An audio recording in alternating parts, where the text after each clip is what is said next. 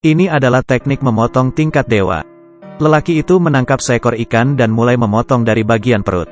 Dan daging ikan dipotong seperti selembar sayap tonggeret. Tapi setelah diperhatikan, ikan yang dipotong dagingnya sama sekali tidak merasakan apapun. Masih bisa berenang dengan lincah di dalam air. Master Hong adalah seorang koki dewa. Setiap ada pesta di desanya, dia selalu diundang untuk menjadi koki. Dia mengambil pisau kepala naganya, membidik tepat babi yang ada di depan mata. Sekali memotong, pisau akan mengelilingi tubuh babi, melewati tulang dan pembuluh darah, lalu berakhir keluar dari mulut babi. Tubuh babi terbagi dua, tulang dan daging semuanya terbelah. Tetapi pisaunya tidak terkena noda darah sedikitpun. Warga desa sangat terpukau. Tapi siapa sangka, di saat mereka melahapnya, tiba-tiba mereka merasa pusing, sakit perut dan muntah-muntah. Semuanya keracunan. Master Hong tidak mengerti. Semua sayur dimasak oleh dia sendiri. Mana mungkin ada salah? Oh ya, garam yang terakhir ditambahkan adalah pemberian muridnya. Dia yang ada di balik semua ini. Master Hong berang, dan mulai memukulnya. Murid tersebut akhirnya menyerah dan mengaku. Ternyata yang menyuruhnya adalah keponakan Master Hong. Sengaja mencelakainya untuk merebut pisau naga. Tapi masalah sudah terjadi, Master Hong harus menanggungnya. Kepala desa memukulnya dengan tongkat sampai terjatuh. Pisau naga yang merupakan simbol masa klan Hong juga terjatuh di lantai. Seketika kehilangan kilaunya dan menjadi berkarat. Dia diusir dari desa. Manusia yang memiliki keahlian yang luar biasa tapi tidak diterima dimanapun. Hati manusia memang licik. Master Hong pun datang ke kota. Dan menemukan sebuah restoran bernama Empat Lautan. Dia menghentikan langkahnya. Dan melihat totem yang ada di lantai. Dia teringat, ini adalah restoran yang dibuka oleh gurunya. Gurunya sudah lama meninggal. Sekarang restorannya dijaga oleh dua anak perempuannya. Setelah Master Hong masuk, si gadis bertanya kepadanya mau makan apa. Jawaban Master Hong membuat orang tercengang. Dia memesan kol rebus. Sayur ini terdengar simpel, tapi sangat menguji keahlian koki. Kepala koki tahu, ini pasti seorang ahli. Pada saat yang bersamaan, seorang preman juga datang ke restoran. Sejak kecil berlatih seni bela diri, keahlian memotongnya luar biasa. Sangat angkuh, melihat Master Hong yang di seberangnya memesan kol rebus. Merasa penasaran, juga ikut memesan. Saat kol rebus dihidangkan di atas meja, Master Hong mencicipinya. Dia hanya mengeluarkan dua kata, minta bon. Bos Cui Hua datang bertanya, apa ada yang tidak puas? Master Hong berkata, sungguh terlalu biasa, saya tidak puas sama sekali. Kepala koki emosi saat mendengarnya. Dan mengajaknya bertanding keahlian memasak. Kalau dia menang, kepala koki akan meninggalkan restoran. Kalau dikalah, Master Hong harus mencuci piring di sini selama 1 tahun. Master Hong merasa tertantang dan menerima pertandingan ini. Dan mengundang preman di seberang untuk membantunya. Dan soal perlombaan kali ini adalah memasak bebek. Kepala koki sekali melihat, langsung memahami rangka bebek. Dan Langung mulai bekerja. Tak lama kemudian sayur pun dihidangkan.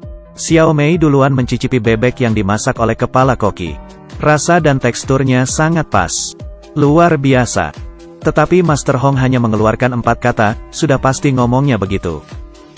Xiao Mei kesal, menunjuk ke arah bebek yang dimasaknya, kamu lihat bebek ini. Baru dihidangkan, sudah dingin. Lalu mengulurkan tangannya untuk menyentuhnya. Adik. Ya Tuhan, kenapa sangat panas? Tiba-tiba kulit bebek robek. Mengeluarkan panas dan suara mendesis. Rupanya bebek yang dilumeri maltosa.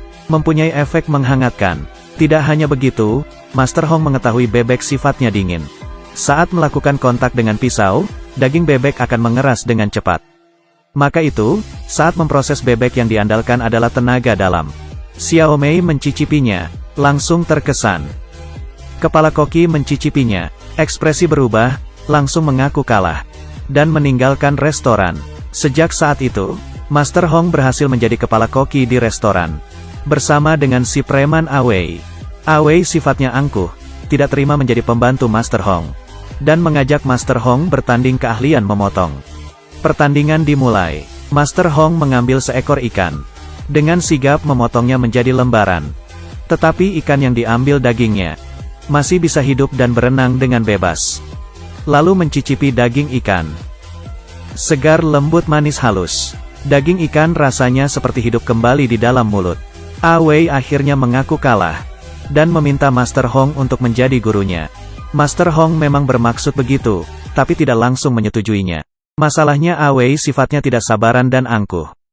Master Hong mengeluarkan baskom berisi pisau-pisau. Pisaunya semua berkarat, lalu menyuruhnya mengasah pisau, melatih kesabarannya. Dalam beberapa hari, semua jenis pisau diasahnya sampai tajam sekali. Selanjutnya adalah membantu koki. Dari pagi hingga malam, mengiris kulit wortel, memotong daun bawang, bawang putih, jahe. Dari kecil sampai besar semua harus dikerjakan. Dalam waktu 2 bulan, Awei menghilangkan sifatnya yang impulsif. Master Hong akhirnya menerima dia menjadi murid, mengajarinya memasak. Yang pertama yang harus dipelajari adalah menggoreng telur. Masakan ini tampak mudah, tapi harus detail. Supaya bisa wangi, empuk, lembut, halus. Saat mengocok telur harus pas kombinasinya. Panci panas dan masukkan minyak, atur apinya. Semuanya membutuhkan pengalaman. Kalau Awei berhasil mempelajarinya, baru bisa lulus. Dengan adanya kerjasama antara Master Hong dan Awei, usaha di restoran semakin ramai setiap harinya. Hal ini menarik perhatian keponakannya. Dia juga membuka usaha restoran di kota. Pelanggan direbut oleh mereka. Sungguh lancang. Lalu dia mengerahkan bawahannya untuk pergi restoran 4 lautan. Sengaja memasukkan paku ke dalam sayuran. Membuat onar, dan merusak nama baik mereka. Usaha di restoran menurun drastis. Master Hong merasa bersalah, dan bertekad untuk bangkit kembali. Dan kesempatan pun datang. Di dalam kota akan diselenggarakan pertandingan memasak. Yang menang akan mendapat hadiah yang besar, dan menjadi sangat terkenal.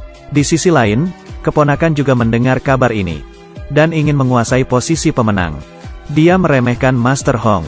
Hari pertandingan. Keponakan mengutus pemenang pertandingan memasak tahun lalu si gendut untuk bertanding.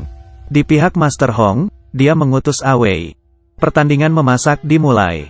Awei akan memasak masakan 4 rasa. Dia membuang tulang burung puyuh, lalu dimasukkan ke dalam burung merpati. Lalu burung merpati dimasukkan ke dalam perut ayam. Kemudian ayam dimasukkan ke dalam perut bebek. Dimasak dengan api kecil dan dilumuri saus rahasia. Satu macam masakan yang merupakan gabungan dari 4 macam daging. Dagingnya sempurna, sungguh keahlian yang luar biasa. Awei berhasil masuk ke babak final, bersama dengan tim si gendut. Soal untuk babak final, hanya ada 4 kata, memasak tanpa mengubah rasa. Yang artinya tidak menambah bumbu apapun di dalam sup. Hanya memasak tidak diubah agar rasa aslinya keluar. Si gendut memutuskan untuk membuat pencobaan Buddha. Sayur-sayuran, daging semua dipotong dengan detail. Lalu dimasukkan ke dalam kukusan bambu dan dimasak dengan api kecil. Masukkan ke dalam pot, dan tuangkan sup. Panaskan sampai apinya merata. Sebuah mahakarya, pencobaan Buddha, selesai. Para juri mengatakan masakan ini sempurna. Sebaliknya di sisi Awei, dia memutuskan untuk memasak kol rebus. Hal yang paling sederhana adalah hal yang paling susah dikerjakan. Mari kita bahas kol ini dulu. Harus menggunakan kol yang baru tumbuh. Dan memilih bagian yang paling muda dan manis. Lalu sayur kol ditusuk-tusuk dengan sebuah jarum. Agar kesegaran dan kemanisan kaldu sayur kol bergabung dengan sempurna. Dan kaldu ini harus dimasukkan ke dalam cincangan daging ayam. Diaduk merata dan disaring secara bertahap. Agar rasa supnya lembut, segar dan wangi.